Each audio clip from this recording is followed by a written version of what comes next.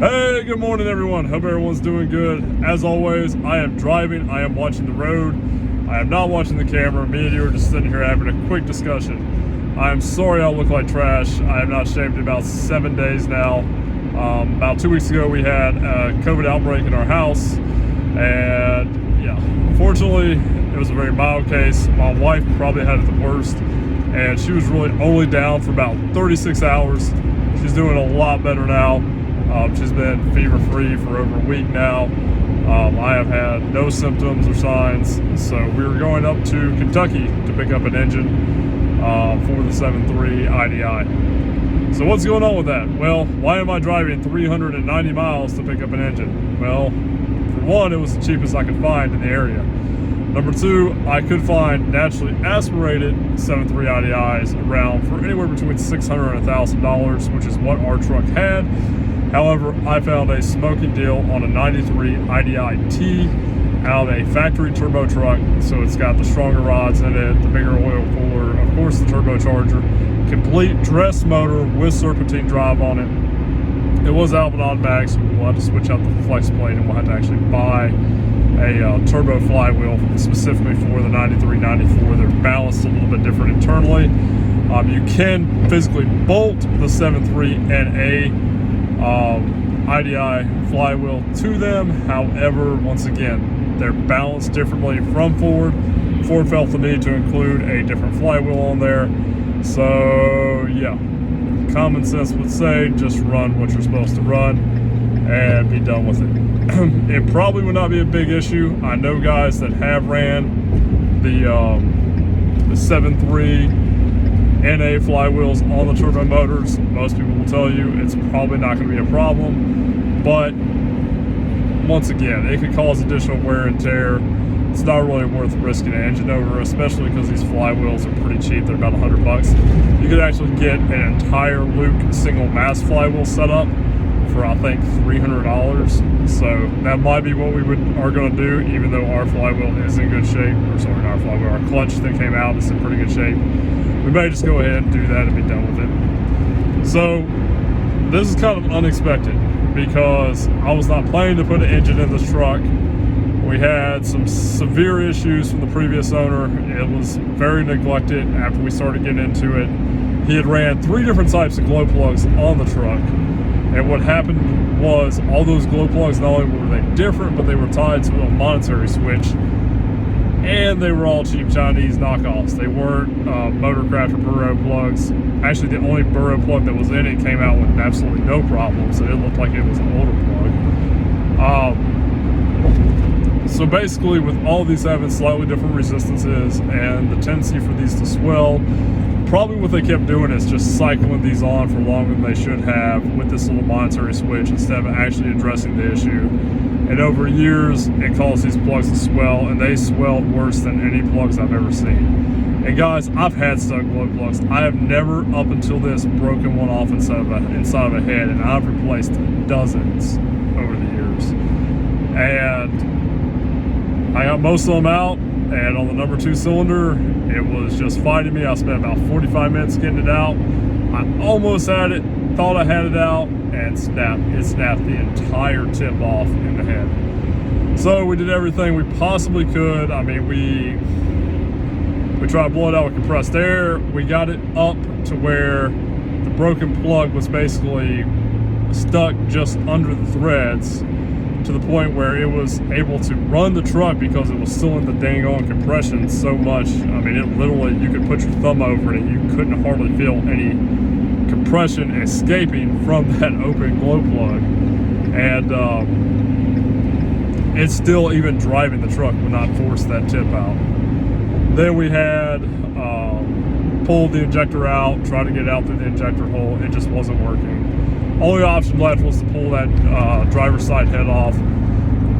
Had one plug still stuck in the passenger side all the way at the back. Still had another one stuck on the driver's side. I said, hey, let's just pull the motor out, pull the heads to it right. We'll just go ahead and change out all the freaking glow plugs and be done with it, right? We pulled the motor out, and immediately when we pulled the valve covers off, it was bad. The amount of scaling inside of rocker arms, on the push rods. The amount of rust was horrendous. This motor was low on oil when we got it, to the point where it wasn't on the dipstick. It obviously sat for a long period of time. It's had a lot of moisture in it, no signs of cross-contamination between cooling and oil system. But if these motors are not ran, and if they're stored with an old nasty oil, because people just stop changing the oil in them after they get to a certain point, this is what happens. And it was just nasty. I mean, the oil was like thick, burnt, cold honey. The amount of rust and scaling was pretty bad. And then we pulled the heads off, and cylinder bores were basically smooth. There was a little bit of pitting also on the cylinder walls, and that's after we had driven it. So about a week before we pulled this engine, I had driven the truck, and I had driven it about probably 8 to 10 miles on the highway. So that should have cleaned off anything that it was going to clean off on the cylinder walls, which tells me it's worn pretty bad. So we had a couple options. Whenever I originally started pulling this motor out, my idea was to turn the engine upside down, pull the pistons and rods out, basically take the heads down to the machine shop, have them gone through, make sure the injection cups are good, clean them, do valve seats, just the typical stuff, surface them, and then I was gonna do a dirty hone on the cylinders. It's not the right thing to do, but let's be honest, these are high mileage, old engines. I was just gonna use a wire hone, go through it with it upside down, trying to get as much debris, clean up those walls, get as much of the piston ridge out as I could, and then basically put new rings in it and run it. And it probably would have ran. The problem is the amount of wear and damage inside of this engine. Guys, I don't even know if honing it would have been good enough to get it as clean as it would need to been. I could have very easily just spent over $1,000 just on the machining of the heads and gaskets and new rings, put it back together, and it could have thrown a rod or a bearing in 100 miles. I have a strong feeling that the cam probably has a lot of excessive wear on it. The cam bearings probably need to be replaced. The crank, if it looks as bad as the rest of the engine, probably needs to be turned. And then we're talking about oversized bearings. And to do it right, it probably needs to be bored. It is a virgin block. It has not been bored. But once again, even going 10 or 20 over on these motors, then you gotta go oversized pistons. And right there, by the time you take the block in and have it machined out, you're gonna have $1,500 in machine costs between the heads and the block, new cam bearings being installed. You haven't even purchased oversized pistons, oversized bearings. Probably might be able to get the crank done in that price range, but probably not. That's probably gonna be another $200. You could put $3,000 into one of these very, very quickly. This is not a small block 350 that you can, take to a machine shop and have completely redo for $1,500. Would I want to spend $3,000 on an NA73 IDI? No, I would not. I think at that price, we would be looking at doing an engine swap to a 453 Detroit or even a 6V53 4BT, even a 12 valve at that point in time. Probably would not be too far off by the time we were said and done. But fortunately, that's not the case. So we found a true IDIT, and so the IDITs, not only do they have more beefy internals, they've got some lubrication upgrades, they've got a slightly bigger oil cooler, but obviously these turbos are becoming rare. It's hard to find these turbo systems, even for anywhere under $600. I've seen them sell upward of $1,000. I paid $800 for the entire motor, and it's from an actual salvage yard, and it has a 30-day startup guarantee, which we will probably be testing tomorrow, because I'm not testing it today because it's going to be 7 hours driving one way. But we'll put it on the little stand I made out of scrap metal. We'll hook up the injection pump solenoid to a 12-volt power source, and we'll hook up our little, I've got a small little diesel lid pump. I think it produces like 4.5, 5 PSI. We'll hook that up to help purge air out of the system, and we'll fire the sucker up. We'll run it, maybe for 15 seconds after we check the oil, make sure it's got good, clean oil in it, just to make sure that it doesn't have any knocks. It starts easy, it's got good compression, that kind of stuff. So before we actually install it in the truck, however, oil pan is definitely coming off. We'll take a look in there and make sure we inspect everything. The valve cover gaskets definitely getting replaced before it goes in the truck. Oil cooler, I think a rebuild kit for it's like $15 or $20. We'll be going through that. We'll go ahead and put a new lift pump on it, mechanical lift pump, because they're cheap. They're like $30 for the entire kit, and the gasket needs to be replaced anyway. And then if there's anything else you guys can think of that's worthwhile replacing while the engine's out, let me know. Probably do front remain sealed. Might even just go ahead and throw a water pump on it, just so everything is fresh and nicely sealed up and we don't have to worry about it.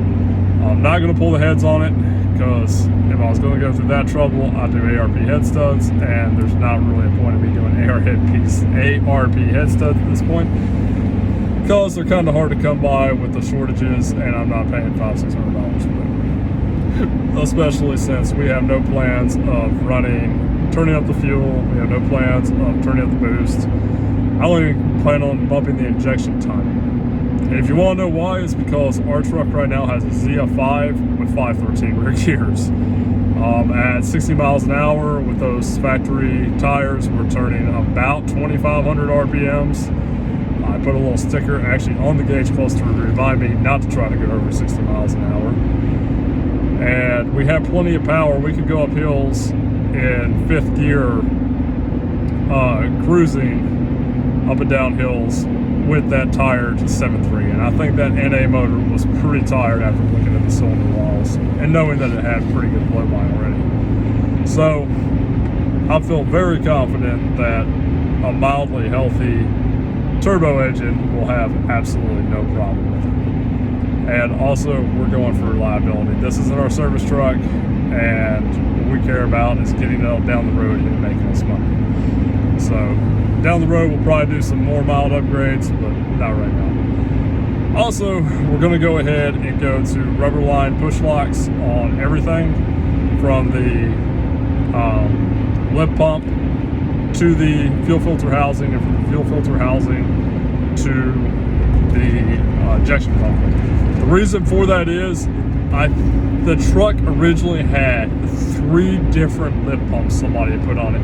It had the mechanical pump that had totally failed. Then it had a very cheap like rotary style pump, and then it had a cheap lower end faucet pump on it as well. I have a feeling they did this because they were having issues, because obviously the diaphragm in the mechanical pump had failed and was allowing fuel to drain back through it. But also, in addition to all that, that those hard lines, it's a very common issue on these. They look like hard injection lines, like the injection pump lines, but they're a little bit different. They actually have this rubber seal that sits in them. And over years, from heat, diesel fuel, vibrations, those break down. As they break down, 2 things happen. Number one, these little tiny plastic bits, or rubber bits, end up either going into your fuel filter housing and clogging up the pores in there, or it goes into your injection pump, which is majorly bad. The second thing that happens is, as they wear, they literally start sucking in air. Even though you might not have a fuel leak there, you can have air intrusion. Air intrusion is a lot harder to detect, especially after the fuel filter housing. Prior to the fuel filter housing, it's pretty easy to detect, because you have that Schrader valve. If you press that and you're getting air out, obviously you have air intrusion prior to. You could also just do the little clear plastic line thing where you hook up the plastic line. It's clear. If you got a lot of bubbles in it, obviously you have air intrusion probably prior to your filter. A little bit more difficult to detect after you get past those hard lines, or after you get past the filter house, I should say. So with the rubber lines, they use a very secure press lock fit. They're flexible, so the vibrations don't affect them as much, and they don't have those plastic or rubbery seals on the inside that break down over time and allow air to get into your system. Air intrusion on these is probably one of the #1 issues you will run into on IDIs besides cold start issues. And we could do a whole video on cold starting glow plugs on these, but right now we'll just focus on the air intrusion. And that entire kit to replace both lines with push lights was like 80 or 90 bucks. Well worth the money. It comes with good quality lines that will probably outlast the truck by a decade. I mean, just do it, guys. If you're questioning it, it's something anybody can pretty much do if you have basic hand tools. Just do it. Other than that, the engine's going to remain pretty much stock. We're going to have to figure out a way, something with the exhaust. So let me know your recommendations there. Don't want it crazy loud, but we all like to hear turbo sounds. So we'll probably do something with that. And if there's anything else you can think that I should replace while I've got it out, within reason, like I said, we're not doing ARP head studs, we're not pulling the heads. But if there's any other mild gaskets or O-rings or things you can think that should be replaced while she's out, within reason, let me know. Love to hear the feedback, love the advice.